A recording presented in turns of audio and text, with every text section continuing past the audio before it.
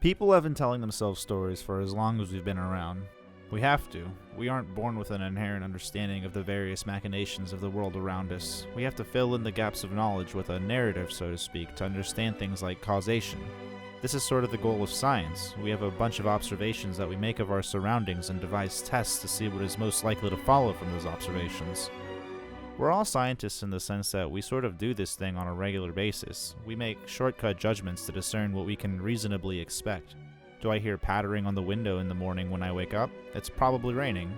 These are heuristics. They help us in very practical ways, and although they're not always technically rational, you'd be crazy to live without them. These common sense appeals are certainly necessary to live, but when they get dragged into more complicated discussions, then we have a problem.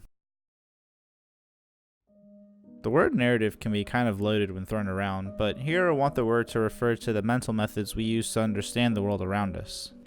On the opposite end from lengthy scientifically deduced explanations, there is simplistic reasoning like in the previous example. Heuristics certainly provide us with quick and easy responses that ultimately further our ability to survive in a world where death can come just as quick. See shaking in the bushes at night? Remember that story that Grandpa told you about bears? Pretty easy to put these together here. And that's the beauty of common sense appeals. They don't have to base the strength of their arguments in any reason or rationality, because in the situation you're in, you don't have time to ponder the axiomatic roots of your motives or whatever. However, there is a danger when we apply these sorts of common sense ways of thinking when tackling more complicated problems that require a more critical mindset to engage with, problems such as the ones that face our modern society. Can you see where I'm going with this? Whether you like it or not, anytime you argue in politics, you have to have some sort of narrative in mind to explain how anything actually is or isn't an issue. However, if you are going to be opinionated on things that involve complex dynamic systems, it is very important to remember that in all practicality, not all narratives are created equal. In fact, the most duplicitous ones are the ones that sort of, by design, intend for you to believe that you are subscribed to no narrative at all. This is what I like to call an unconscious counter-narrative. Emotion can be incredibly easy to capitalize on when trying to convince someone. These weak points in our cognition can always be exploited to foster powerful and sometimes destructive movements. Our realities can just be so easily warped by strong emotion, especially emotions that stem from fear or disgust. In this context, I want to focus on the feeling of mistrust. Let's explore how mistrust can lead us to abandon critical thought for more immediately comforting heuristics in the case of climate change. A good place to start our analysis would be with the creation of the original narrative. The issue of climate change, even on its face, is clearly a well-supported one. Based on the conclusions from over 95% of the scientific community and decades of research, we can see that global trends are pointing towards disaster. Rising sea levels and more extreme weather phenomenon are a very real, tangible concern, and subscribing to this narrative that doom is looming isn't one that's very crazy to take considering how supported the threat is by experts. However, when you already hate the messenger, there is a human tendency to latch onto any easy gotcha you can find to ignore what it is that they have to say. But let's face it, climate change is a weird problem. Much like mounting globs of arterial fat slowly clogging the flow of blood in your body, it's a faceless enemy. It's not like a meteor bearing down on the planet or a singular country on the cusp of nuking the world. It's the cumulative effect of neglect and procrastination. If we want to draw more parallels between the two examples, the propaganda the world faces is much like the lies you might tell yourself about why the diet and exercise routine you should be on is something you can just put off till later or maybe forget about altogether. There is no climate emergency. I haven't had a heart attack yet. My cholesterol and blood pressure have been rising at the same pace for years now. I understand the reality of the situation. There are no easy solutions, and this is where people like to throw the intellectual fit.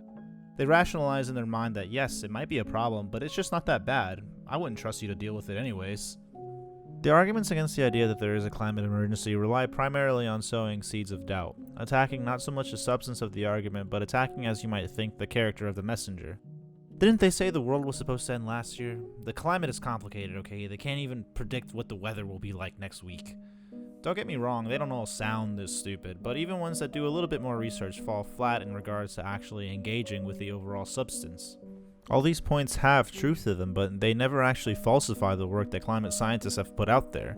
Not in any honest way that doesn't appeal to our most base senses of doubt. To put it bluntly, if you step back for a second, you could all look at all these talking points and simply ask, so what? As far as I know, sea levels are still rising, the overall trends of weather phenomena are still getting worse. That's what I care about, not fucking hailstones in Alabama. But for many, these points are valid. These seeds of doubt don't outright tell you to subscribe to any particular story. That's for you to decide. It's a choose-your-own adventure of narrative creation. Maybe the people pushing this climate change stuff on us have a more sinister motivation like power or money. They're all just grifters putting out research that keeps them in self-perpetuating cycles of funding. Maybe there's some shady organization pulling the strings and getting these scientists to lie en masse to the public. But at the end of the day, this isn't actually important at all. All that matters is that you feel like you are the rational and free-thinking individual here. And this is the beauty of the counter-narrative. It doesn't really require that you think too deeply on your views because its modus operandi doesn't rely on informing you how anything actually is or explaining how anything specifically works. It plays to our pride, our desire to feel special or intelligent without having to actually do anything special or intelligent. Why explain how this thing is false when I can rely on a simple heuristic like, man, it's been really cold the last few days or something. Maybe we're all actually okay and this is all bullshit. This dynamic plays out in many other ways though. Just look at the presidency of Donald Trump. If there was anything Donald Trump was good at, it was just totally derailing any conversation into brutally entertaining character assassinations. All giving off the veneer that somehow it was actually he that had all the solutions. This is essentially all we need to build a counter-narrative as I just mechanically described it. Something to play to our ire and misgivings on how the system was being run. And in 2015, the American people finally got the villain to encapsulate this image. Hillary Clinton. She was utterly hateable. And I'll grant that only for the purpose of illustrating that sometimes it's easier to believe in heroes and villains than people in pride. In the end, Donald Trump had no idea what he was doing. Nobody walked away from anything he had to say other than, yeah, that sounds real bad, man. There were never any real solutions except maybe the wall, but let's face it, the wall is the Medicare for all of the right. A symbol to fight for, an idea of what we should be about. The point of Donald Trump was to be a vessel for voting against something. It doesn't really matter if you can responsibly elucidate what that something definitively is. That's why his presidency hasn't really done anything. The wall was always just a meme and Republicans never really had any kind of plan to actively work on any of the issues that the left has been crying about for years now. They'll always leap at the opportunity to give tax breaks for the rich and deregulations where they're lobbied for, but this is just par for the course when it comes to Republican policy. Nothing really all that groundbreaking or swamp draining like we were promised. Through it all, though, mistrust is what keeps Donald Trump's base going, and his presidency so far has only deepened the resentment, the need to keep draining that swamp, the overwhelming fear of those big government Democrats that'll do God knows what if they get into power. Open borders, take all our guns, we gotta get whoever we can in there to stop these monsters.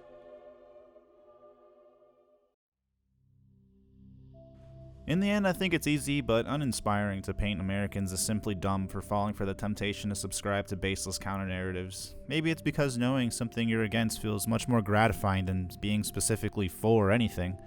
Being for things takes arguments, some manner of research. Ain't nobody got time for that. So does that make us gullible, lazy, reckless? Maybe.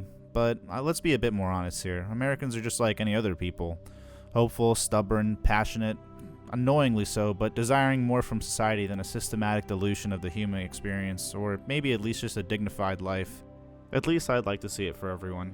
I think these interpretations are all equally valid because we are imperfect. Our greatest strengths can be our greatest weaknesses, and it's all about being conscious of it and knowing the differences by questioning where exactly our beliefs are coming from. Always ask yourself one question deeper, to always be curious of whether you're letting your prior assumptions get the better of you. All of this is important because when we talk about things that can make the world better, we have to be able to have discussions on narratives we can all agree on. We all have to agree that, okay, yes, our planet is on a path to destruction. We all have to agree that, okay, yes, maybe we should stop listening to Donald Trump and the propaganda that he promotes. Being against things is easy, but if we don't understand why on any deeper level, we can never really be for anything. And that sucks because there is still so much left to strive for.